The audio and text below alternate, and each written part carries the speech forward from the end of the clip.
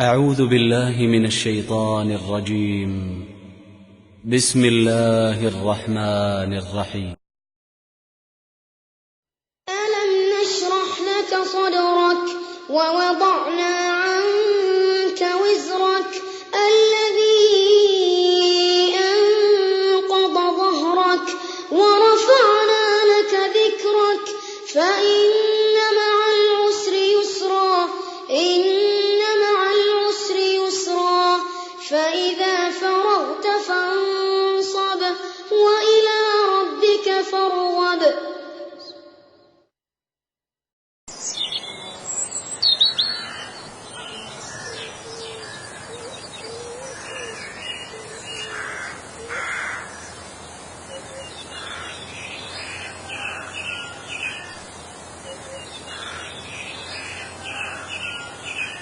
نحمده ونستعينه ونستغفره ونعوذ بالله من شرور أنفسنا ومن سيئات أعمالنا من يهده الله فلا مضل له ومن يضلله فلا هادي له وأشهد أن لا إله إلا الله وأشهد أن محمدا عبده ورسوله يا أيها الذين آمنوا اتقوا الله حق تقاته ولا تموتن إلا وأنتم مسلمون يا أيها الناس اتقوا ربكم الذي خلقكم من نفس واحدة وخلق منها زوجها وبث منهما رجالا كثيرا ونساء واتقوا الله الذي تساءلون به والأرحام إن الله كان عليكم رقيبا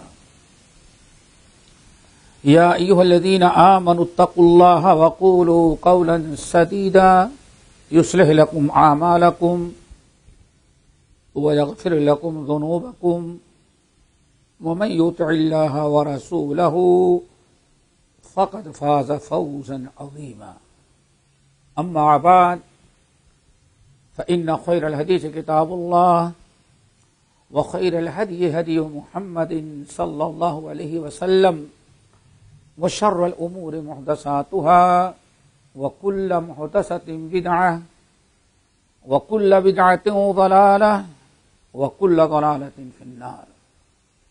أعوذ بالله السميع العليم من الشيطان الرجيم. بسم الله الرحمن الرحيم.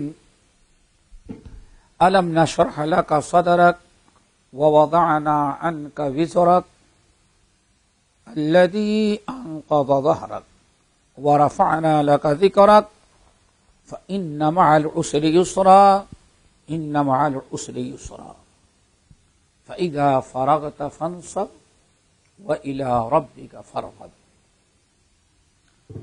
محترم سامعین، اس سورۃ الم نشرح یا سورۃ الشرح ہم نے پڑھی ہے اور آج انشاءاللہ اسی سورت پر ہم گفتگو کریں گے. اللہ تعالی ہم سب کو عمل کے توفیق نصیب فرمائے. اس سورۃ الشرح جو ہے یا سورہ الم نشرح بھی کہتے ہیں، مکی سورتوں میں سے ہے. اس کے اندر 8 آیات ہیں. اس پوری سورت میں اللہ رب العالمین نے اپنے نبی پر بڑے بڑے انعامات اور احسانات جو کیے تھے ان کا تذکرہ کیا ہے. لیکن یہ ہم سب کے لیے بڑی عبرت و نصیحت کی چیزیں اس میں ہیں. اسی لیے آج انشاءاللہ اسی آیت پر اسی سورت کا تھوڑا سا ترجمہ اور کچھ تفسیر ہم بیان کریں گے. اللہ تعالیٰ سے دعا کرو کہ اللہ ہم سب کو اپنی کتاب سیکھنے اور اس پر عمل کرنے کی توفیق نصیب فرمائے. رب العالمین نے سورت میں فرمایا الم نشرح لک صدرک. اے نبی، کیا ہم نے آپ کا شرح صدر نہیں کیا؟ عربی زبان میں شرح کہتے ہیں کسی چیز کو کھول دینا، کسی چیز کو کھول دینا. شریعت کے اصطلاح میں کہتے ہیں کہ کوئی قرآن پاک کی آیت، کوئی حدیث، کوئی فقہی مسئلہ ہو، آپ اس کو خوب تفصیل سے کھول کھول کر کے بیان کر دیں تو کہا جاتا ہے مسئلے کس نے کیا کیا؟ شرح. اور شرح وہی چیز ہے جس کو ہم لوگ اردو میں کہتے ہیں اس کی بڑی تشریح ہے. تشریح کہتے ہیں نا، تشریح، بس وہی ہے شرح. کسی چیز کو کھول دینا، کسی چیز کے اندر کیا کیا باتیں ہیں اس کو کھول کر کے تفصیل کے ساتھ لوگوں کو بتا دینا، سمجھا دینا، اسی چیز کا نام کیا ہے؟ شرح. کہا جاتا ہے بخاری کی شرح، مسلم کی شرح، اور یہی قرآن کی تفسیر بھی ہوتی ہے. آواز نہیں گئے، رک جائیں تھوڑا سا. اچھا آنے بس.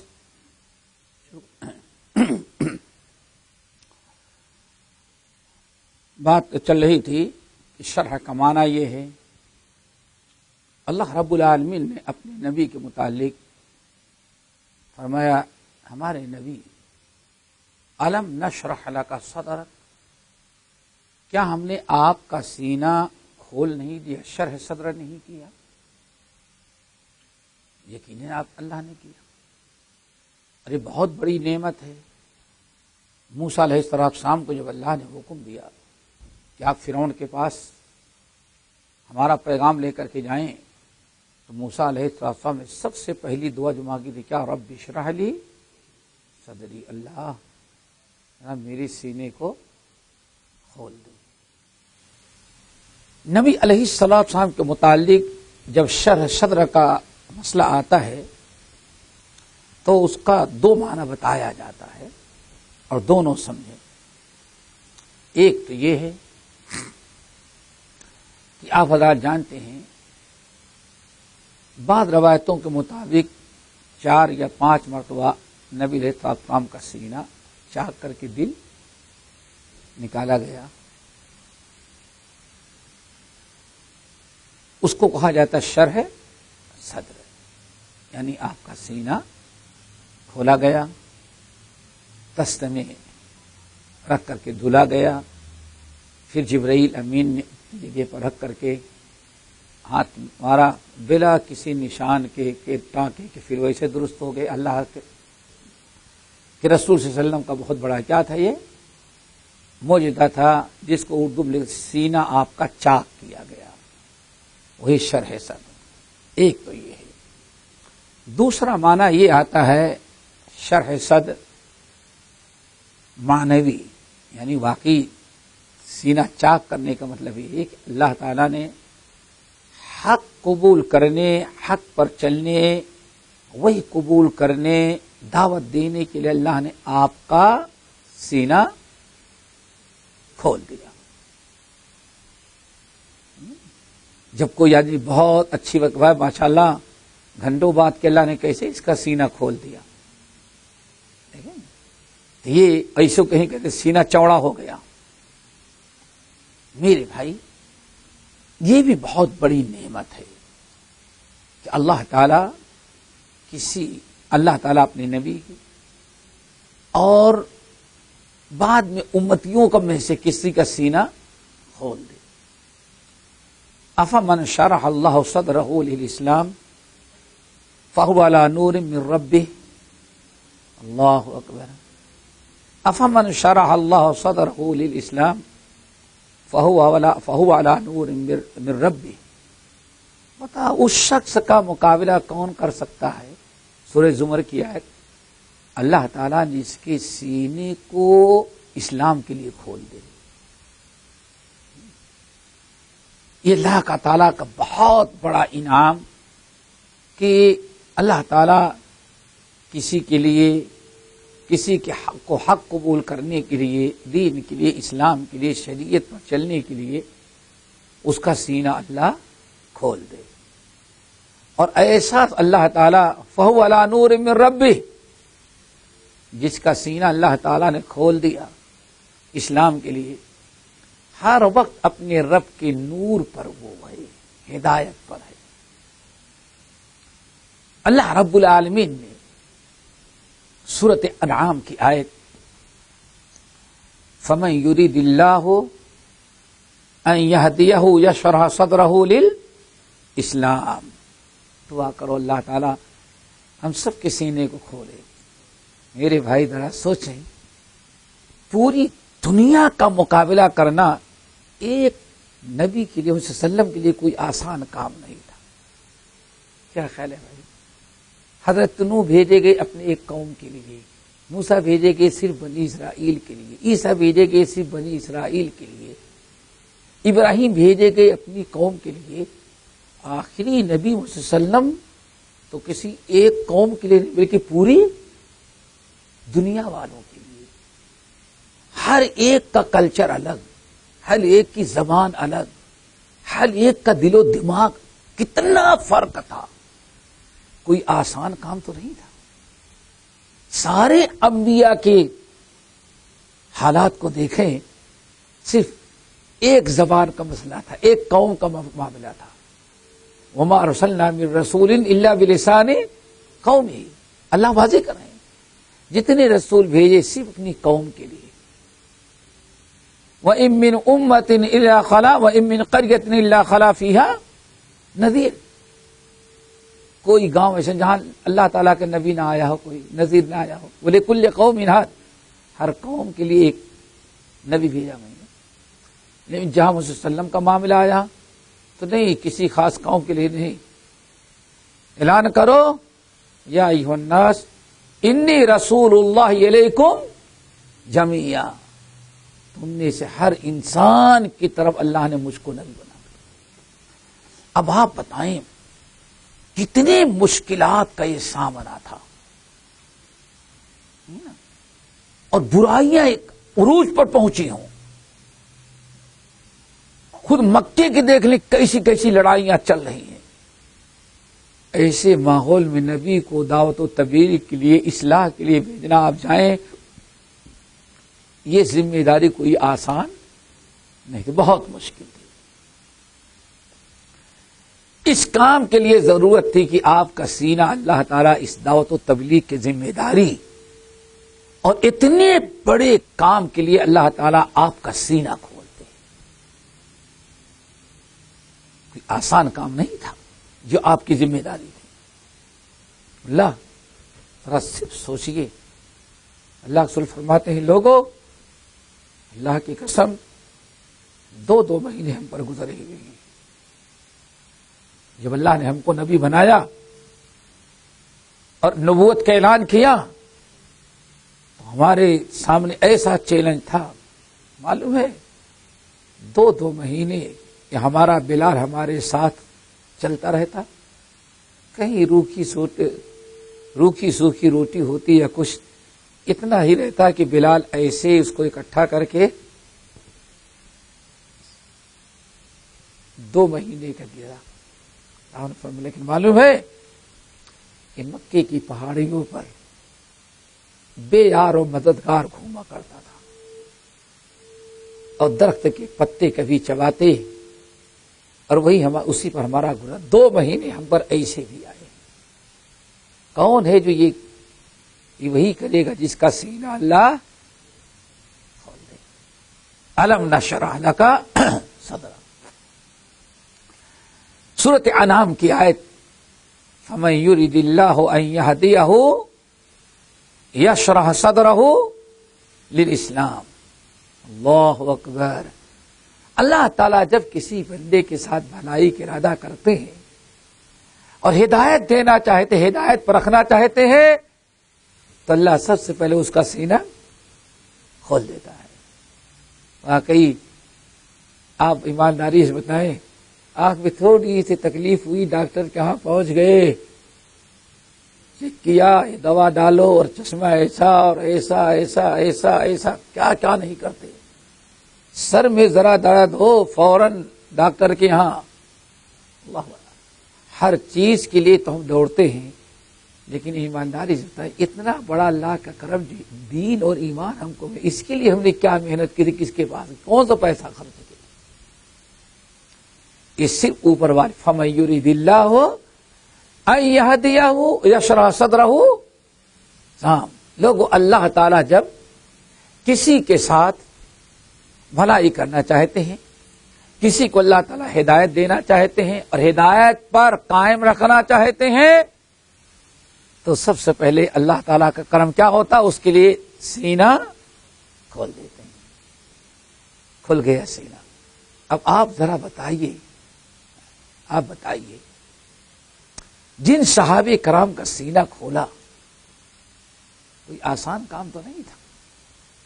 عثمان بن عفان جب کلمہ پڑھے اور ان کے خاندان کے لوگوں کو پتا چلا مسلمان ہو گیا ہے، تو ان کا ظالم چچا جو ہوتا تھا، ذرا دادا ٹائپ کا تھا، ان کو گرفتار کرتا، کھجور کے درخت میں ان کو پہلے باندھتا، اور پھر جب کھجور کے درخت سے باندھ دیتا تو اوپر سے چٹائی لپیٹتا تھا،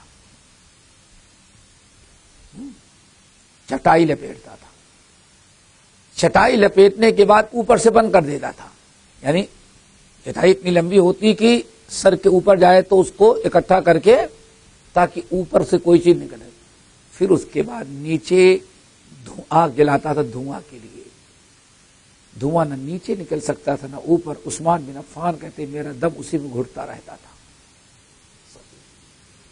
اتنی قوت و طاقت صرف کرنے کے، اتنی صدائیں دین کے لیے کب انہوں نے استعمال برداشت کیا؟ اس وقت جب اللہ تعالی نے ان کے سینے کو اس دین کی راہ میں جتنی تکلیفیں آئیں ان کو قبول کرنے، برداشت کرنے کا اللہ تعالیٰ نے، برداشت کرنے کے لیے اللہ نے سینہ کھول دیا۔ وَمَن يُرِدْ أَن يُضِلَّهُ يَجْعَلْ صَدْرَهُ ضَيِّقًا حَرَجًا، اور جب اللہ تعالیٰ کسی سے ناراض ہو کر کے،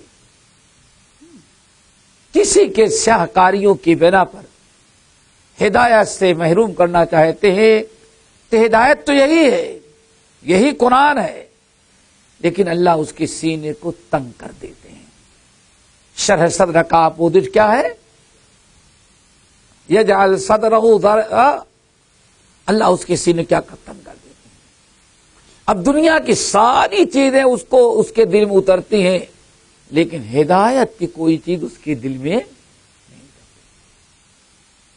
یہ بہت بڑا احسان تھا اللہ تعالی کا اپنے نبی پر کہ اس نے اعلان کیا وسلم الم نشرح لک صدرک، ہم نے ان تمام چیزوں کے لیے انا سنلقی علیک قولا ثقیلا، بہت بھاری، بہت بڑی ذمہ داری آپ پر ڈالنے والے ہیں۔ ہر قدم پر قوم کی مخالفت، دشمنی، پتھر، سب کچھ ہے، پتھر مارنا، لیکن اللہ نے ایسا آپ کو بنایا کہ سلام اس پر کہ جس نے گالیاں سن کر دعائیں دی، کسی ظالم سے آپ نے اپنے لیے انتقام و بدلہ بھی نہیں لیا۔ صدیق اکبر جب پورے مکے کے لوگ ٹوٹ پڑے، ایک دن ہاتھا پائی ہونے لگی، صدیق اکبر آگے بڑھ گئے، نبی علیہ الصلوۃ والسلام کو بچاتے ہیں۔ کفار مکہ جتنا وار کرتے ہیں سب ابو بکر اپنے ہاتھوں پر ہو گئے، اتنا مارا کہ صدیق اکبر کی ناک ٹوٹ گئی، بے ہوش ہو کے گر گئے۔ بتائیے، نبی علیہ السلام کے چٹا وغیرہ دوڑے، سب بات بچا لیے، چار پائی اٹھایا گیا، گھر لے کے گئے، لہو لہان جب ہوش آیا تو کہتے ہیں کہ اللہ رسول تو خیریت سے ہیں۔ ادھر کفار مکہ آپ کو صدانا چاہتے ہیں۔ ابو بکر ایک ہی جملہ کہ اتقتلون رجلا ان یقول ربی اللہ، مکے والو تم کتنے ظالم ہو، محمد صلی اللہ علیہ وسلم کو صرف اس لیے تم قتل کرنا چاہتے ہو کہ وہ کہتے ہیں اللہ کے علاوہ میرا کوئی رب اور معبود نہیں ہے۔ دیکھا یہ ساری چیزیں کہویں بھائیو جب اللہ تعالیٰ سینہ کھول دیا۔ پوچھا، بات روایتوں میں آتا ہے، بہت ساری روایتیں، کچھ مرسل ہیں، کچھ منقطع ہیں، لیکن بہت ساری روایتیں اس سلسلے میں ہیں۔ پوچھا گیا کہ آخر اللہ تعالیٰ کیسے سینہ کھولتا ہے؟ یعنی ایک تو ایک جو اللہ سے چاک کیا تو وہ نہیں، دین کے لیے، شریعت کے لیے، کیسے سینہ کھولا جاتا ہے؟ تو کہا گیا کہ نور یقذف فیہ، اللہ تعالیٰ ایک نور ایمان بڑا زبردست ایک نور ایمان ہے ہوتا ہے جو اللہ تعالیٰ دل میں ڈال دیتے ہیں، ینشرح ویفسح۔ وہ عجیب اس نور کی خصوصیت ہے، اللہ تعالیٰ جب ڈال دیتے ہیں وہ نور ایمان نصیب کر دیتے ہیں، دل میں ڈال دیتے ہیں، دل پھیل جاتا ہے، کشادہ ہو جاتا ہے۔ اب ایسا ہو جاتا ہے کہ کبھی حق قبول کرنے سے انکار نہیں کرتا اور ایمان کے خلاف کوئی بات قبول کرنے کے لیے تیار نہیں ہوتا۔ اس کی علامت پوچھی گئی کہ کیسے پتا چلے کہ ہمارے اندر نور ایمان یا ہمارا شرح صدر ہو چکا ہے؟ تو 3 علامتیں بتائیں گی، دعا کرو اللہ تعالیٰ سب کو نصیب کر دے۔ اگر یہ 3 چیزیں جس کے اندر کسی کے اندر ہیں تو اس کا مطلب ہے اس کو شرح صدر کی نعمت نصیب ہو گئی۔ نمبر 1 التجافی عن دار الغرور، نمبر 2 الانابۃ الی دار الخلود، نمبر 3 اللہ اکبر، نمبر 3 الاستعداد للموت قبل الموت۔ یہ تینوں علامت بیان کی، کس چیز کی؟ کہ واقعی شرح صدر ان کو نصیب ہے۔ وہ تینوں علامتیں کیا بیان کی گئی ہیں؟ نمبر 1 التجافی عن دار الغرور، ایک دار الخلود ایک دار الغرور۔ اس دنیا کو کیا کہا جاتا ہے؟ دار الغرر، غرر غرر، دغا باز، دھوکے باز، دھوکے باز بھی کہا جاتا ہے۔ دنیا پانی کا بلبلہ ہے۔ قرآن پاک کا مطالعہ کریں، اس دنیا کی کوئی حقیقت اصل میں نہیں ہے، یہ چند روزہ زندگی۔ اب انسان جتنا دھوکہ کھاتا ہے اسی دنیا میں، نہ قبر میں دھوکہ کھاتا ہے نہ حشر میں۔ انسان کو دھوکہ کہاں ہوتا ہے؟ دنیا میں۔ اسی لیے اس کا نام کیا ہے؟ دار الغرور، التجافی عن دار الغرور۔ اس دنیا سے اپنے آپ کو بچانا۔ کیا بچانا ہے؟ اب ایسا نہیں کہ ہاں دنیا میں نہ رہنا ہے، نہ کھانا ہے، نہ پینا ہے، کچھ نہیں۔ دنیا سے اپنے آپ کو بچانا ہے، یعنی ہر ایسی چیز سے ہم دور رہیں جو ہماری آخرت، ہمارے دین اور ایمان کو برباد کرنے والی ہے۔ ہر وہ چیز، چاہے اس کا تعلق عقیدے سے ہو، مسائل حکام سے ہو، کھانے پینے سے ہو یا سننے سے ہو، ہر ایسی چیز سے آدمی کو نفرت ہو، آدمی دور رہتا ہے جو اس کے دین، ایمان، اس کے اخلاق، کردار، اس کے قبر، حشر اور آخرت کو نقصان پہنچانے والا ہے۔ اس سے انسان دور ہے۔ نمبر 2 الانابۃ الی دار الخلود، انسان کو بڑی فکر ہو دار الخلود یعنی آخرت کی۔ دار الخلد ہے نا، دار الخلد آخرت، جنت کی۔ ہر وہ چیز جو جنت تک پہنچانے والی ہو، رب کو راضی کرنے والی، انسان کے دل میں اس کی کیا آ جائے؟ رغبت ہو۔ سنا ہوگا جنگ کا میدان ہے، بھوکے ہیں، پیاسے ہیں، نبی علیہ الصلوۃ والسلام نے چند کھجوریں تقسیم کی ہے، چند کھجور ہیں، 2 صحابی جا رہے ہیں، کھجور کھا رہے ہیں،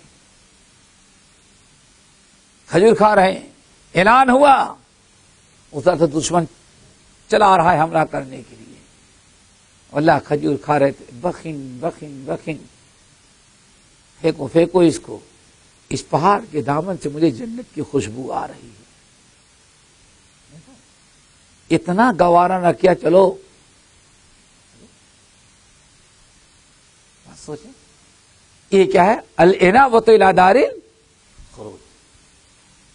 نبی علیہ السلام بیٹھے ہوئے ہیں، ایک صحابی آئے، یا رسول اللہ کیا ہے، میں اپنا باغ کھجور کا جو ہے اس کو ہم چاروں طرف سے احاطہ بندی کرنا چاہتے ہیں. فلاں صاحب ہیں، ان کے ایک کھجور کا درخت بالکل ایسی جگہ ہے کہ اگر سیدھی کرتے ہیں تو ہمارے اندر آ جاتا ہے، اور اگر اس سے بچاتے ہیں تو ہماری دیوار کافی ٹیڑھی ہو جاتی ہے.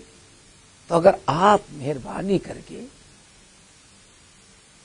ان سے کہہ دیں کہ یہ درخت مجھ سے قیمت لے لے یا گفٹ دے دے یا بدل لے ہم سے، تو اس کو کھجور کے درخت کے بدلے ہم قیمت دے دیتے ہیں، درخت دے دیتے ہیں، لیکن ہماری دیوار سمجھتے ہیں یہ مکان بنانے لگے تو سب سے بڑا مسئلہ ہے دیوار سیدھی اور ٹیڑھی کا بڑا مسئلہ. اللہ کے رسول بات بڑی معقول تھی. اللہ کے رسول نے ان کو بلایا، کہنے لگے، آپ نے فرمایا دیکھو بھائی، یہ تمہارا مسلمان بھائی ہے، یہ دیوار کھینچنا چاہتا ہے تو تم درخت اپنا ہٹا تو سکتے نہیں، تمہارا نقصان ہوگا، اس لیے ایسا کرو اس کی تم قیمت لے لو اور تم دوسرا باغ خرید لو، دوسرا درخت جا کے خرید لو. کہا نہیں میں نہیں دے سکتا. آپ نے فرمایا ایسا کرو، چلو مجھے ہبہ کر دو. کہتا ہے نہیں، اس کی قسمت اللہ رسول باغ رہے گا، ہبہ آپ کا مقصد تھا ہم کو دے دے گا تو اس کو میں نہیں دیا. بعنیہا بنخل فی الجنہ او کما قال علیہ السلام. اچھا ایسا کر، جنت کے اندر ایک درخت کے بدلے تو یہ دنیا کا درخت بیچ دے میرے ہاتھوں. نہیں مانا، چلا گیا. بھائی وہ مل کے تھا، اللہ رسول کیا کر سکتے ہیں؟ آنے پر بھائی اب نہیں مانتے تو کیا کرو، تم ہی اپنی دیوار چڑھی کر لو، کیا کرو. واللہ یہ والانابۃ الی دار الخروج. ایک صاحب بھی تھے کھجور کے باغات والے، اس کا چرچا ہوا کہ اللہ کے رسول کہتے بیچ دو تو کہتا نہیں بیچوں گا، گفٹ دے دو نہیں دوں گا، جنت کے درخت کے بدلے بھی دینے کے لیے تیار نہیں. انہوں نے سنا، کہتے ہیں کیسا بیوقوف انسان ہے، اللہ رسول جنت دے رہے ہیں، اب جنت کے درخت کے بدلے کا مطلب کہ پوری جنت، ایسا تو نہیں کہ آپ اس درخت پھل توڑ کے کھا لو رہو، نہیں. ان کی سوچ کہ بھائی جنت کا درخت ہے تو پوری زمین کے ساتھ ہوگا، پورا باغ ہی ہمارا ہو جائے گا. دوڑ ہی وہ کہ یا رسول اللہ آپ کو درخت اس سے مانگ نہیں دیا؟ نہیں. اچھا آپ بتائیں. اللہ آپ اللہ ذرا دیکھو، جیسے سنا انہیں سوچا اگلے جمعے کو چلیں گے تو بات کرنے کے، نہیں، سب کاروبار چھوڑا اسی وقت بھاگے. آئے یا رسول اللہ، اس نے کیا کہا؟ آنے کو فرمایا اس نے دینے سے انکار کر دیا. میں نے اس سے کہا کم سے کم ایسا کر جنت کے درخت کے بدلے ایک درخت بیچ. نہیں دوں گا.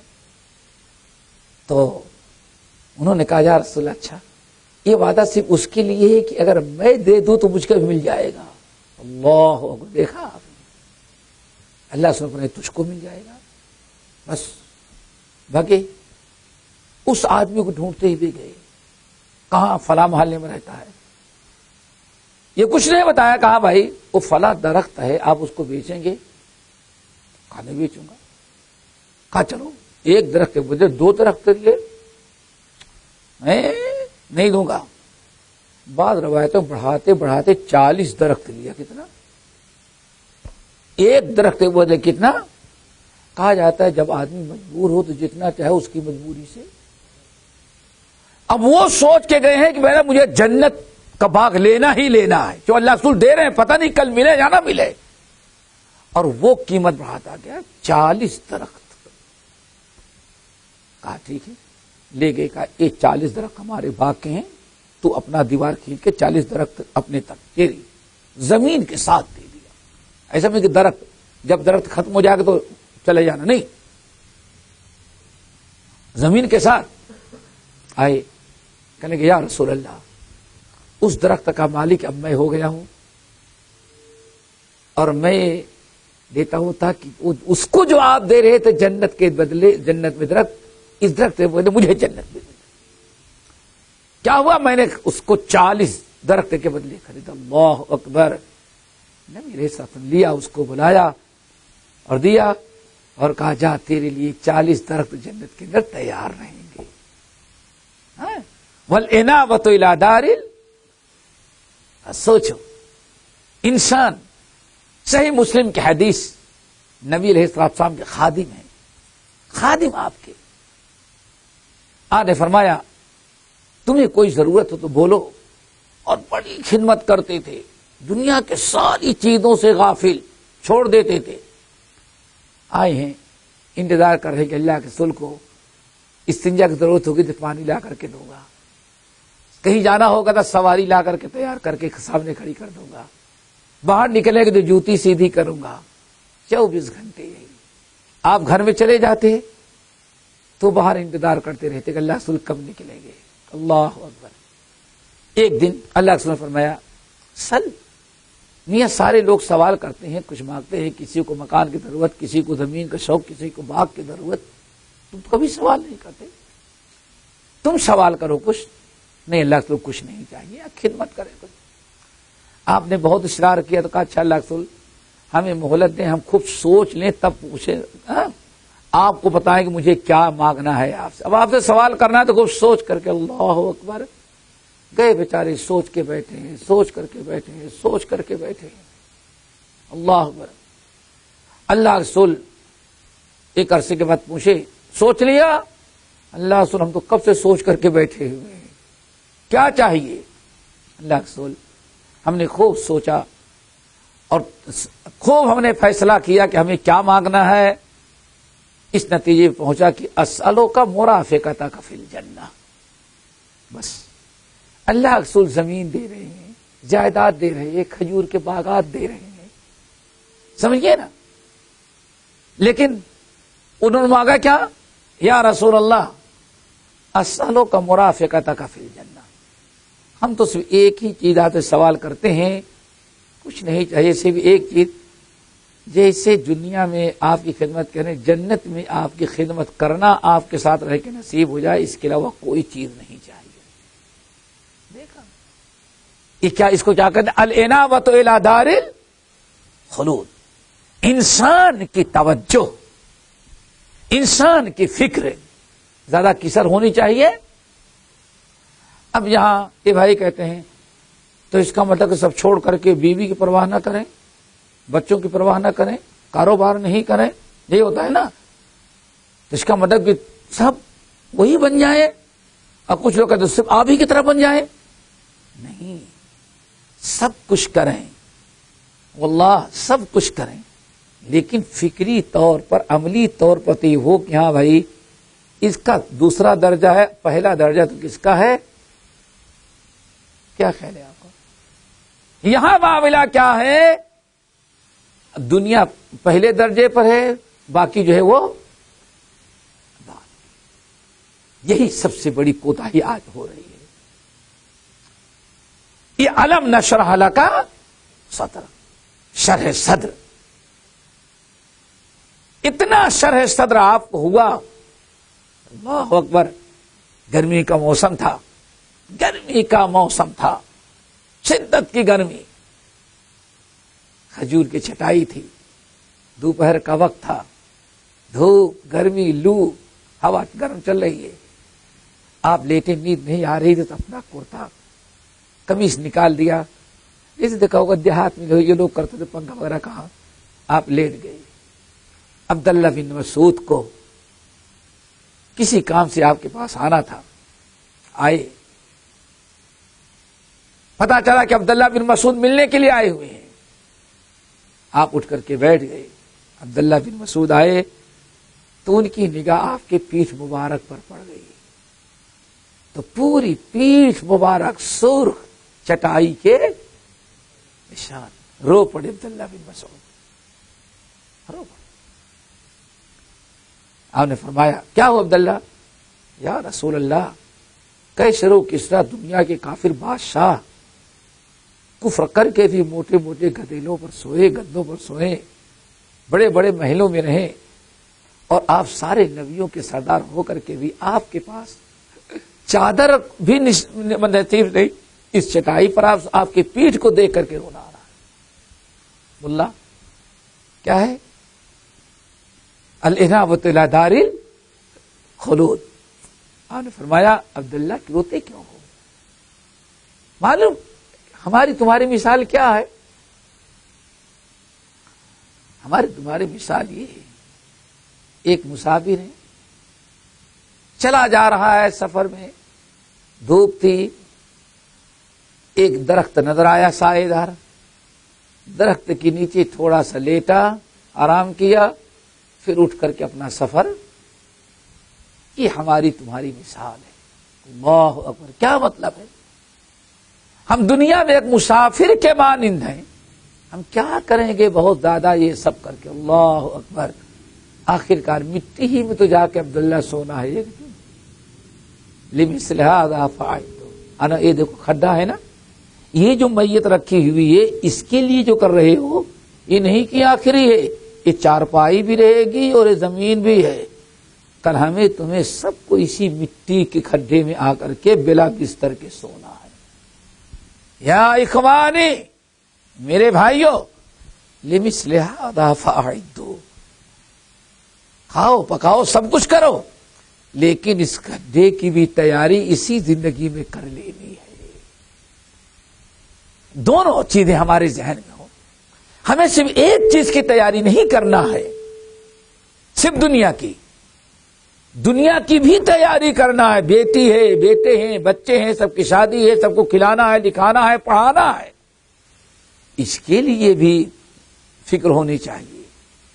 لیکن اس سے بڑی یہ تو چند روزہ ہے، ایک دائمی جو دار الخلد ہے اس کی بھی تیاری اسی زندگی میں کرنا ہے.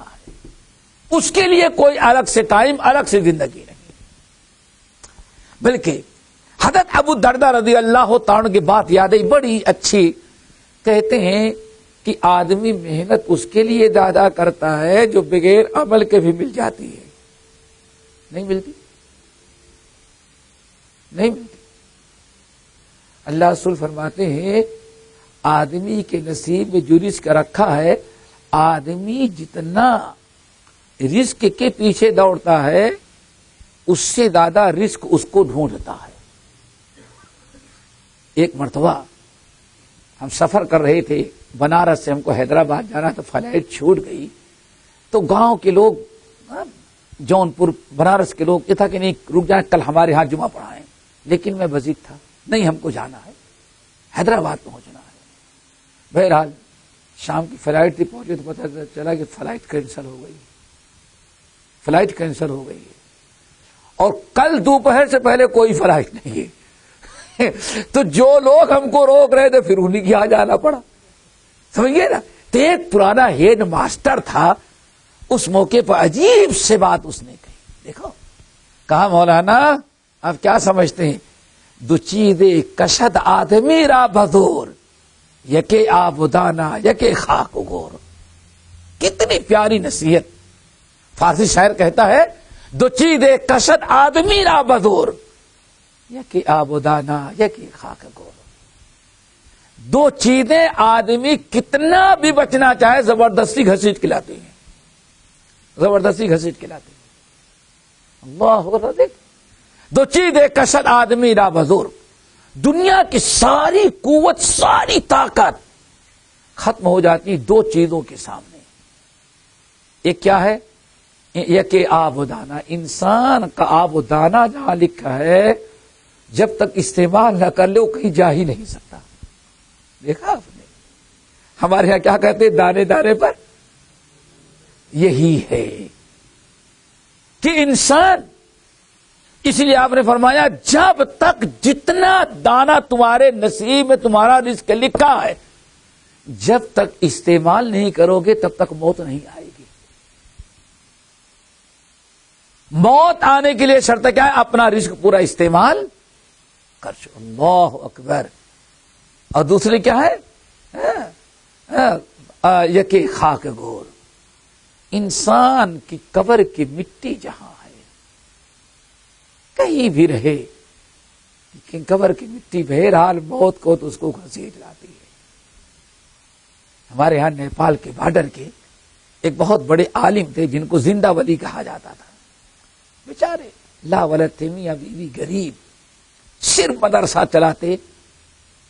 ایک ایک پیسہ، غریب آدمی تھے، اللہ ایک ایک پیسہ اکٹھا کرتے تھے، اپنی بوڑھی کو دیتے، اس کے رکھو ہم دونوں حج کے لیے چلیں گے. اللہ اکبر. ایک ایک پیسہ واللہ شاید کی جوانی سے شروع کیا تھا بڑھاپے تک. ولی انسان ایک ایک پیسہ. آخرکار مدینہ یونیورسٹی جب میں پڑھ رہا تھا تو اس وقت ان کے پاس اتنا ایک ایک درہم جمع ہو گیا کہ میاں بیوی آ جائیں. وہ بھی پھر زنی پانی والے جہاز سے آئے بیچارے کہ چلو اتنا ہے.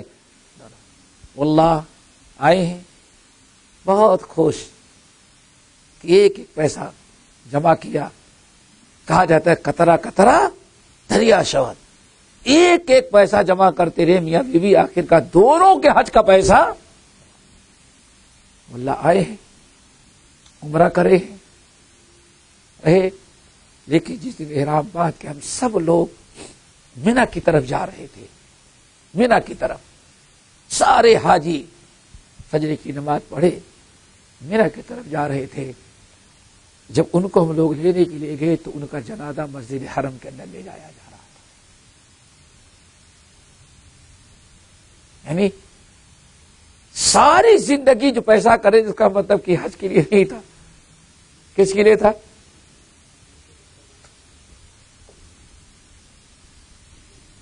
اللہ. اتنا لوگوں کو صدمہ ہوا وہاں سے لے کر کے نیپال کے بارڈر تک.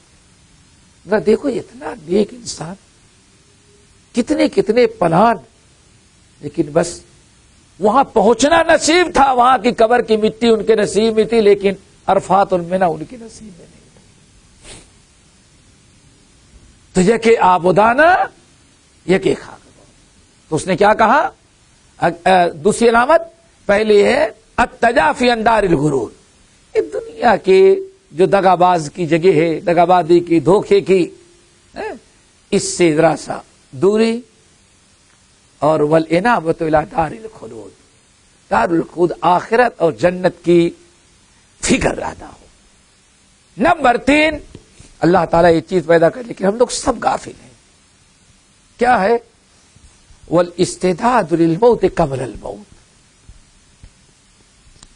مرنے کی تیاری موت آنے کے پہلے کر لینا چاہیے. یہ اس بات کی نشانی ہے کہ ان کو شرح صدر نصیب ہو گیا ہے. دوستو موت جب آ جاتی ہے تو اعلان کر کے نہیں آتی، کبھی بھی آ سکتی ہے. ابھی عشاء کے درس میں سنا، کیرلا کے ایک ساتھی تھے، سنا ہوگا ایک سنگل میں ماشاءاللہ نوٹ بک تیار کیے، دبائے، اسکوٹر پر بیٹھے، فلاں جگہ درس دینے کے لیے جانا ہے. وہاں لوگ انتظار کر رہے ہیں.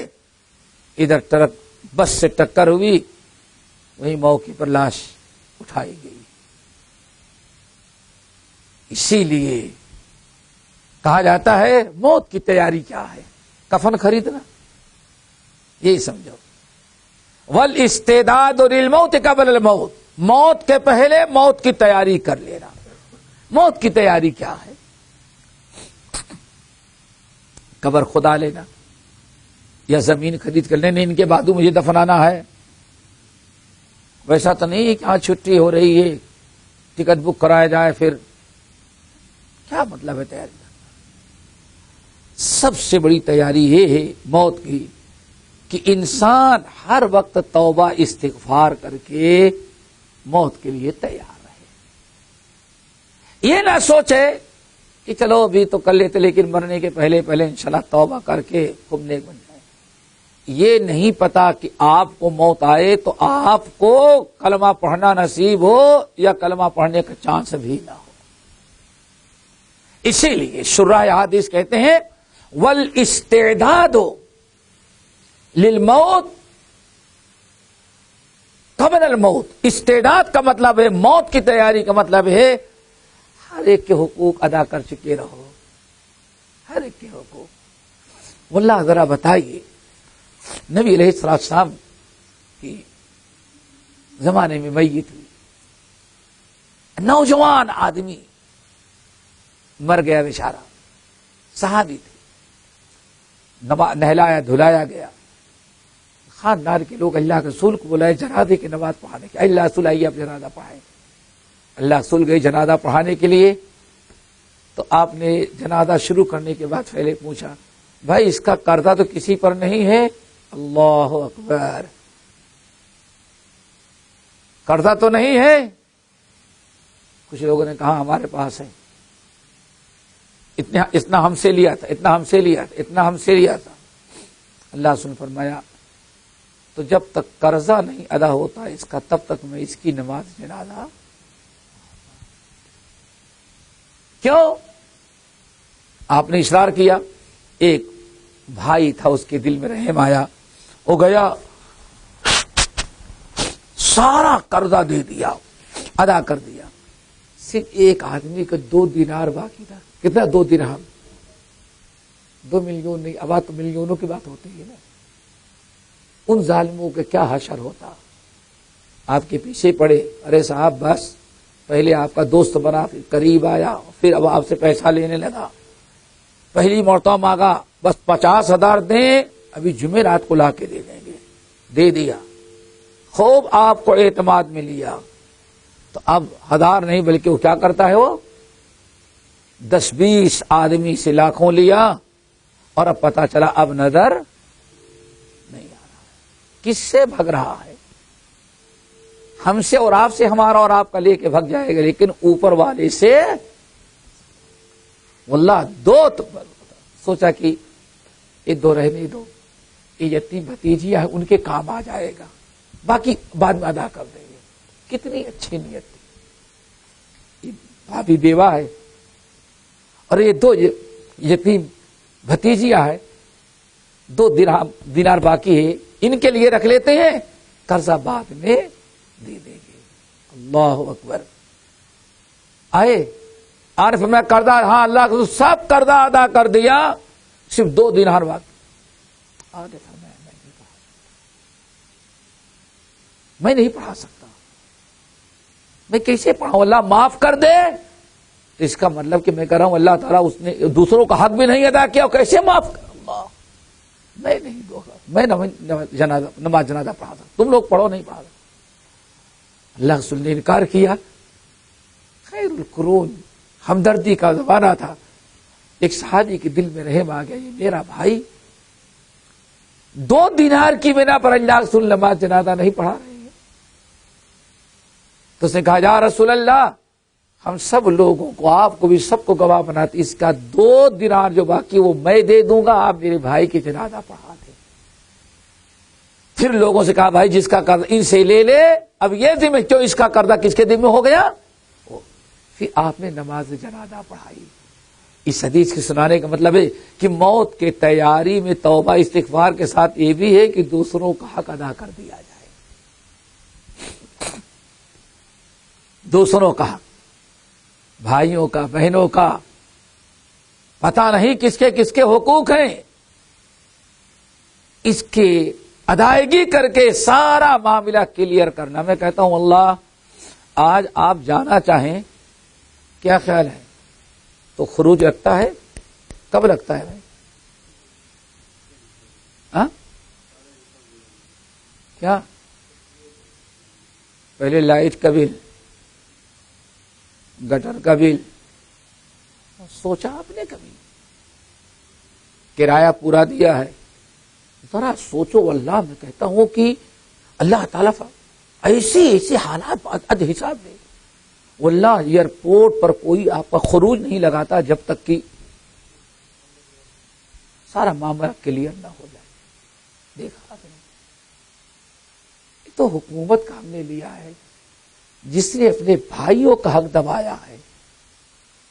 اللہ تعالیٰ کے ہاں جب ایک ایک چیز کے وہ کیسے چھوڑ سکتا ہے؟ اسے اللہ سن فرمایا آدمی شہید بھی ہو جائے اور قرضہ لے کے شہید ہوا ہے، شہید تو ہے لیکن اس کی روح کو اللہ تعالیٰ زمین اور آسمان کے درمیان ٹگی چھوڑ دیتے ہیں جب تک کہ وہ ادا نہ کرتے.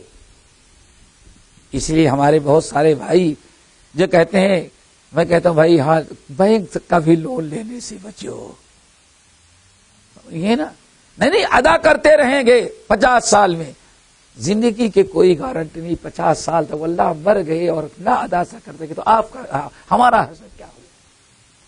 اور آج اولاد کا معاملہ یہ ہے، واللہ زندگی میں کہتے میں اس بوڑھے باپ کا ذمہ دار نہیں، تو کیا سمجھتے مرنے کے بعد کیا کہے گا؟ ہاں میں اس کا ذمہ لیتا ہوں. میں تو نہیں سمجھتا کہ آج اتنی وفادار اولاد ہے. تو ہر ایک والاستعداد یہ ہے کس کی علامت میرے بھائیوں؟ شرح صدر کی. الم نشرح لک صدرک ووضعنا عنک وزرک. اے نبی ہم نے آپ کے سارے بوجھ کو اتار دیا. دو معنی، ایک تو یہ کہ 40 سال تک جو زندگی تھی، نبوت تو 40 سال کے بعد ملی نا. ما کنت تدری ما الکتاب ولا ایمان، آپ کو نہیں پتا تھا اس سے پہلے کہ ایمان کیا ہے، سمجھ گئے نا، کتاب کیا ہے. ہم نے سب کو وعلمک ما لم تکن تعلم، ہم نے وہی نازل کر کے آپ وہ ساری باتیں بتا دی جس کا علم آپ کو. کہتے ہیں نبی علیہ السلام بڑے فکر مند رہتے، اللہ یہ 40 سالہ زندگی گزر گئی، کون سی عبادت میں نے کی؟ اللہ اکبر. نہیں سمجھی؟ ایک بڑا بوجھ تھا، حالانکہ اللہ کے یہاں کوئی گرفت نہیں، لیکن آدمی سوچتا ہے 40 سال ایسے ہی گزر گئے، رب کے لیے نماز نہیں، رب کے لیے روزہ نہیں، رب کے لیے زکوٰۃ نہیں، 40 سال گزر گئے. ایک مطلب یہ ہے اللہ رب نہیں اس کا ٹینشن نہ لے، اس سب ہم نے ختم کر دیا. ووضعنا عنک وزرک، ہم نے سب معاف کر دیا، اس کا ٹینشن آپ نے. اور دوسرا معنی یہ کہا جاتا ہے واللہ کہ ہم نے آپ کے بوجھ کو اتار دیا. کیا مطلب ہے؟ جب اللہ نے اپنے نبی کو دعوت و تبلیغ کی ذمہ داری دی، آپ ذرا سوچیں، ایک تو قیامت تک آنے والے انسانوں کے آپ ہی نبی ہیں. آپ کے وقت کوئی نبی آنے والا نہیں تھا نا. انسانوں کے بھی ہیں اور جنوں کے بھی ہیں، جو دنیا میں موجود ہیں ان کے بھی ہیں اور جو قیامت تک آنے والے ان کے بھی ہیں. کیا خیال ہے اس ذمہ داری کا بوجھ کتنا آپ کو ٹینشن رہا ہوگا؟ میرے بھائی ایک دو ہوتا نا. یہاں تو معاملہ کیا ہے، سارے انسانوں دنیا میں جہاں جہاں انسان ہیں سب کی ہدایت کی ذمہ داری اللہ نے کس کو؟ ہمارے ساتھ، اور جو آئندہ آنے والے ان کی بھی، انسانوں کے علاوہ جنوں کی بھی. اللہ کتنا یعنی قسم کا انسان ٹینشن میں ہو، مشکلات میں ہو. اللہ نے فرمایا کہ پرواہ نہ کریں، ہم نے آپ کے لیے سارے کام بھی آسان کر دیا، اس پر آپ کی کوئی گرفت نہیں ہوگی. الذی انقض ظہرک، جس بوجھ نے آپ کی کمر توڑ رکھی تھی، سوچ سوچ کر کے پریشان ہو کر کے. ظہر پیٹھ ٹوٹی نہیں، کیا کہتے ہیں بھائی کیا بتائیں، اس قرضے نے تو ہماری کمر توڑ کے رکھ دی. محاورہ کمر نہیں توڑی، یہاں کا مطلب زندگی پریشان ہو. وَرَفَعْنَا لَكَ ذِكْرَكَ، اور ہم نے آپ کا ذکر بہت ہی زیادہ بلند کر دیا ہے. اور اس کی کئی شکلیں ہیں. وَرَفَعْنَا لَكَ ذِكْرَكَ، اے نبی ہم نے آپ کا ذکر بہت ہی بلند کیا ہے. اس کی کئی شکلیں. نمبر 1، آپ سے پہلے جتنے انبیاء آئے تھے آپ حضرات جانتے ہیں، آدم سے لے کر کے کہاں تک؟ حضرت عیسیٰ تک. ہر ایک نبی کے زبان پر اور جتنی کتابیں اللہ نے دی تھی ہر کتاب کے اندر نبی کا تذکرہ.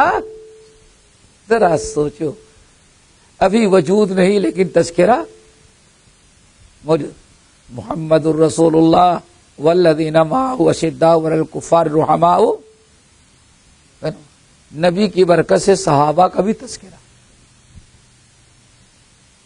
اس سے بڑی عزت کیا ہو سکتی ہے بھائی؟ آنے کے پہلے ہی سے آپ کا تذکرہ. اور ہر نبی وَمُبَشِّرًا بِرَسُولٍ يَأْتِي مِن بَعْدِ اسْمُهُ احمد، ہر نبی بشارت دے رہا ہے.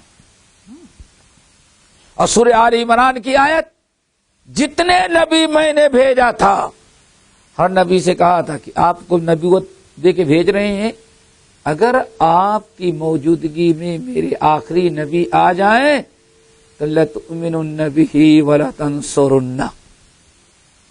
اقررتم، یہ وعدہ کر رہے ہو کہ اگر کہیں تمہاری موجودگی میں آخری نبی آ گئے تو سب کچھ اپنا چھوڑ کر کے آپ کو بھی ان کی اتباع کرنی ہے اور انہی کی مدد کرنی. اللہ اکبر. ایک تو یہ ہے کہ ہمارے نبی کا سارا تذکرہ کہاں چلا رہا تھا؟ وَرَفَعْنَا لَكَ ذِكْرَكَ. نمبر 2، اس قرآن پاک کے اندر آپ ذرا دیکھیں، جہاں اللہ تعالی اپنی اطاعت کا تذکرہ وہیں اپنے نبی کا بھی تذکرہ. یا ایھا الذین آمنوا اطیعوا اللہ واطیعوا الرسول وما ارسلنا من رسول الا لیطاع باذن اللہ. من یطع الرسول فقد اطاع اللہ. جس نے ہمارے آخری نبی کی اطاعت کی، سمجھو کہ اس کی نہیں بلکہ ہماری اطاعت کی. ذرا سوچو یہ کیا ہے؟ وَرَفَعْنَا لَكَ ذِكْرَكَ. نمبر 3، اللہ اکبر، اللہ رب العالمین نے قرآن پاک میں محمد صلی اللہ علیہ وسلم کے نام کی ایک سورت محمد ایک نام کی، آپ کے نام کی سورت سورہ محمد. آگے اذان کو لے لیں جو سب جانتے ہیں، اذان کو لے لیں. 5 وقت پورے 24 گھنٹے میں اشہد ان لا الہ الا اللہ کے ساتھ اشہد ان محمد رسول اللہ. اور آپ یہ حساب لگائیں تو پورے 24 گھنٹے میں 1 منٹ بھی خالی نہیں جہاں دنیا میں کہیں نہ کہیں اذان نہ ہو رہی ہو. آپ حساب لگائیں گے 1 منٹ بھی ایسا نہیں گھڑی میں دیکھ کر کے حساب لگائیں کہ کہیں نہ کہیں دنیا میں اشہد ان لا الہ الا اللہ و اشہد ان محمد رسول اللہ. اللہ اکبر. اتنا چرچا بھی دنیا میں کسی کو ہو سکتا ہے؟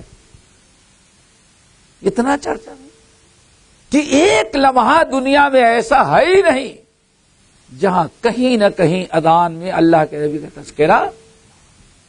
اس لیے بات لوگوں نے کہا وَرَفَعْنَا لَكَ ذِكْرَكَ کا مطلب یہ ہے کہ اے محمد صلی اللہ علیہ وسلم جہاں میرا ذکر ہوگا وہاں تیرا بھی ذکر ہوگا. اور آج الحمدللہ آپ دیکھ لیں کوئی ایسی جگہ نہیں جہاں صرف الہ کا تذکرہ ہو اور محمد صلی اللہ علیہ وسلم کا تذکرہ نہ ہو. وَرَفَعْنَا لَكَ ذِكْرَكَ فَإِنَّ مَعَ الْعُسْرِ يُسْرًا. یہ بڑی عجیب سی چیز ہے. اے محمد صلی اللہ علیہ وسلم آپ یاد رکھے فَإِنَّ مَعَ الْعُسْرِ يُسْرًا. یہ بڑی تسلی کی بات. اس کو سمجھنے کے لیے ذرا اسلامی تاریخ پر ایک نگاہ، طائرانہ نگاہ ڈالیں. نبی علیہ الصلوۃ والسلام جس وقت ایمان اور اسلام کی دعوت دیے تھے، اور جو لوگ مسلمان ہو جاتے تھے ان کے ساتھ کیا کیا ہوتا تھا. صرف حضرت بلال کو لے لیں, صرف حضرت بلال کو, صرف حضرت بلال کو. جب ایمان لائے, کلمہ پڑھے, کفار مکہ اور جس کے ایک غلام تھے وہ ان کو مارتا, تنگ کرتا.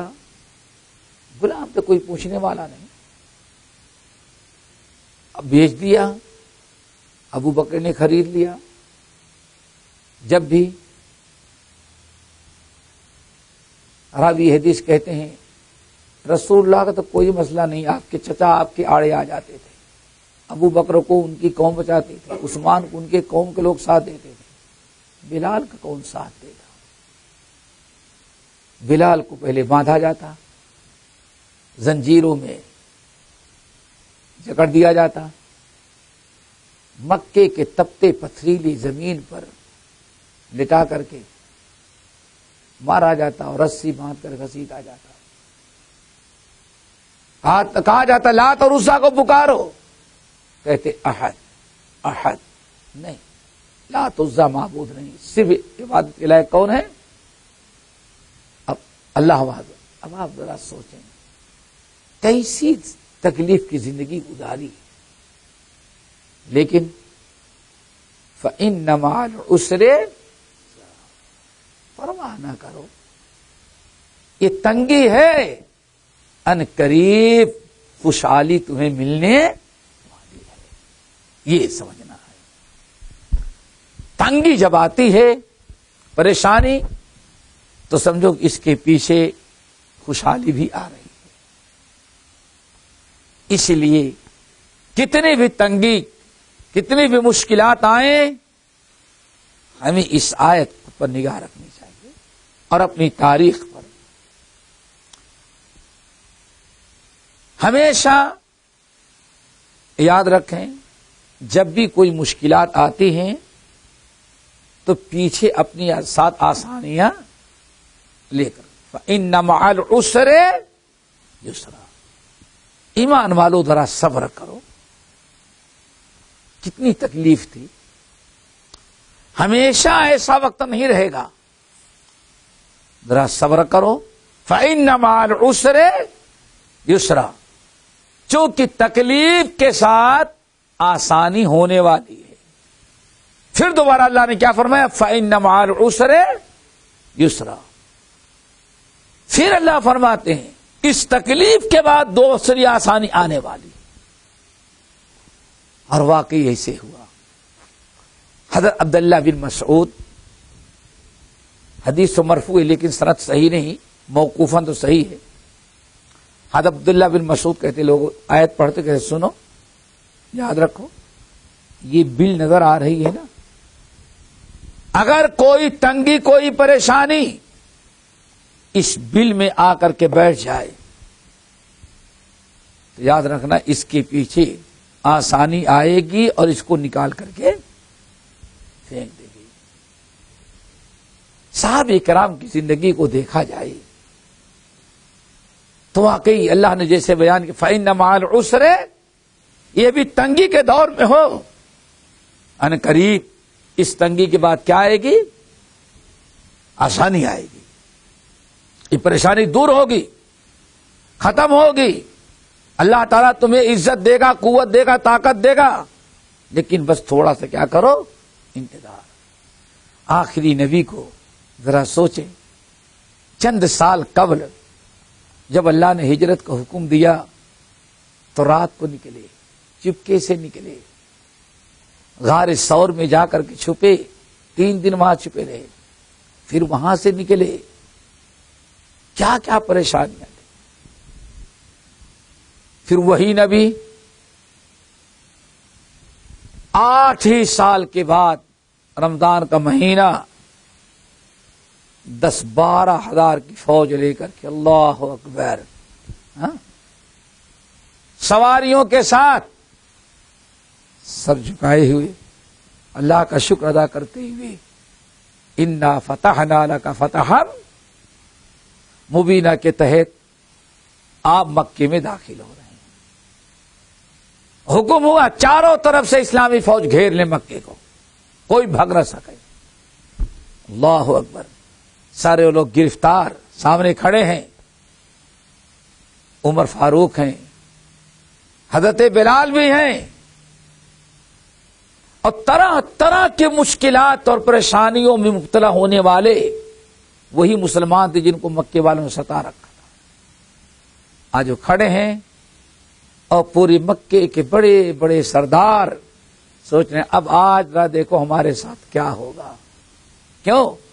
ہم نے محمد کو بہت تنگ کیا تھا، ہم نے اس کی بیٹی کو بہت تنگ کیا تھا، ہم نے اس کے فلاں کو بڑا تنگ کیا تھا، ہم نے اس کی بیٹی کو اتنا تیر چلایا تھا اس کا حمل ساکت ہو گیا تھا۔ بڑے بڑے سوچ رہے ہیں ہر ایک۔ کچھ لوگ مکے کے آ کر پردہ پکڑ کے کہ جان بچ جائے، مکے کا پردہ پکڑ کے لٹکے ہوئے ہیں۔ دیکھا آپ نے جب اللہ رسول اندر داخل ہوئے اور سارے بتوں کو توڑ دیا، اونٹنی پر سوار، پھر آپ نے مکے والوں سے پوچھا، مکے والوں تم کیا سوچ رہے ہو؟ تمہارا کیا خیال ہے؟ میں تمہارے ساتھ کیا کروں گا؟ اللہ دیکھو، فإن مع العسر یسرا، ان مع العسر، ہمیشہ ہمیں اس چیز کا خیال رکھنا چاہیے، ہمیں اپنے اعمال کی درستگی کی فکر ہو۔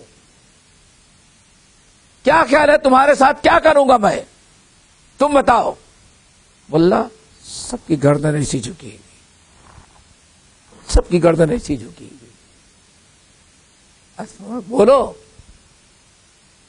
کہتے ہیں بس آپ سے ہمیشہ ہم خیر ہی کی امید رکھتے ہیں۔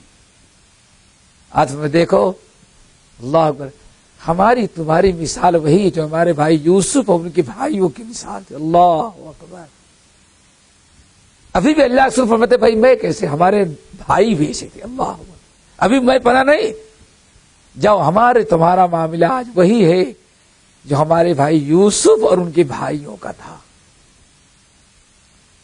فَاذْهَبُوا اذْهَبُوا فَأَنْتُمُ الطَّلَقَاء، جاؤ اپنے اپنے گھر واپس جاؤ، ہم تم میں سے کسی کو قیدی بھی نہیں بناتے، کسی ایک انسان کو ہتھکڑی نہیں لگائی۔ آج جو کہا جاتا ہے کہ اسلام کہتا ہے مارو دشمنوں کو، مارو دشمنوں کو، ہمیں کہتے ہیں کوئی بتائے کہ مسلمانوں نے مارا کب ہے؟ اگر مسلمان مارتے ہوتے تو آج تمہارا وجود ہی نہیں رہتا، یہ نوبت ہی ہمیں بھگتنی نہ پڑتی۔ ہاں، ہمارا دین یہ نہیں سکھلاتا، سوچو۔ لیکن افواہ، جھوٹے، آیت کا جھوٹا مانا، دیکھو قرآن کہہ رہا ہے مشرک کو پکڑو مارو۔ کس مشرک کو پکڑ کر مارنے کا حکم دیا ہے؟ اس مشرک کو جو میدان میں تم سے لڑ رہا ہو، اور میدان میں ہر ایک دوسرے کو مارتے ہیں، وہاں کسی کو نہیں کہا جاتا کیوں قتل کر رہا ہے، جنگ کا دوران ہے۔ ورنہ جنگ کے علاوہ اور کبھی بتاؤ کہ مسلمان ہو، قرآن پاک کو ایک آیت ہے کہ آپ کافر کو پکڑو اور مارو۔ اسلام پر الزام ہے۔ ہمارے نبی نے ذرا سوچو، سب سے بڑا ظلم جس نے کیا تھا، کمال تو یہ ہے کہ وہ عورت بھی دوڑی ہوئی پکڑ کے آگے لائی گئی، جس کو اللہ رسول دیکھنا نہیں چاہتے تھے، جس نے آپ کے چچا کا کلیجہ چبایا تھا، پیٹ چاک کیا تھا، کان اور ناک کاٹ کر کے ہار بنا کر کے اپنی نظر پوری کی تھی۔ ایسی عورت کو بھی کوئی چھوڑ سکتا ہے کہ جب وہ سامنے آئی تو اللہ رسول نے اس کو بھی معاف کر دیا۔ میرے بھائی، فَإِنَّ مَعَ الْعُسْرِ، اتنی بڑی عزت دی، لیکن اللہ کے رسول نے انتقام بھی نہ لیا۔ دیکھیں 8 سال کے اندر ساری مصیبتیں دور ہو گئی۔ تو اسی لیے ہمیشہ یاد رکھنا چاہیے فَإِنَّ مَعَ الْعُسْرِ یسرا، ہمیشہ انسان صبر سے، ضبط سے شریعت کی پابندی کرتا رہے، اور اگر کوئی مشکلات، کوئی پریشانی ہے، کوششوں کے باوجود دور نہیں ہو رہی ہے، تو اس آیت کو سامنے رکھے کہ اللہ کا وعدہ ہے کہ تکلیف آئی ہے تو اس کے پیچھے آرام بھی آ رہا ہے، بلکہ قرآنی آیت کے اس آیت مطابق کہ ایک تکلیف کے بعد کم سے کم 2 آسانیاں ضرور پیدا ہوں گی، ایک ہی نہیں بلکہ کیا ڈبل آسانیاں ضرور پیدا ہوگی۔ اللہ تعالی ہم سب کو اس آیت پر غور و فکر کرنے کی توفیق نصیب فرمائے۔ فَإِذَا فَرَغْتَ فَانْصَبْ، ہمارے نبی جب آپ اپنی ذمہ داریوں سے ضروری کام سے فارغ ہو جائیں تو فَانْصَبْ، پھر آپ اپنی رب کی عبادت میں لگ جائیں، رب کی عبادت کریں۔ یہ عجیب سی بات ہے، ہمارے نبی پر جو ذمہ داری ڈالی گئی، کسی ذمہ داری سے عبادت معاف نہیں۔ فرمایا جب ذمہ داری سے فارغ ہو جائے تو صرف لہو لعب، کھیل کود یہ نہیں، فَانْصَبْ، اپنے رب کی عبادت میں مشغول ہیں۔ وَإِلَىٰ رَبِّكَ فَارْغَب، اور آپ کے رب نے جو اجر و ثواب، نیکیاں، جنت رکھے ہیں، اس کو حاصل کرنے کی طرف متوجہ ہو جائیں۔ اللہ تعالیٰ سے دعا کرو اللہ ہم سارے ساتھیوں کو اس آیت کا جو معنی ہم نے سنا اسے یاد رکھنے، اس پر عمل کرنے کی توفیق نصیب فرمائے۔ اللہ اپنی کتاب پر کہ سیکھنے کا شوق اور جذبہ عطا کرے۔ باقی انشاءاللہ اگلے ہفتے اقول قولی ھذا واستغفر اللہ من کل ذنب واتوب الیہ۔ سبحانک اللہم وبحمدک، اشہد ان لا الہ الا انت، استغفرک واتوب الیک۔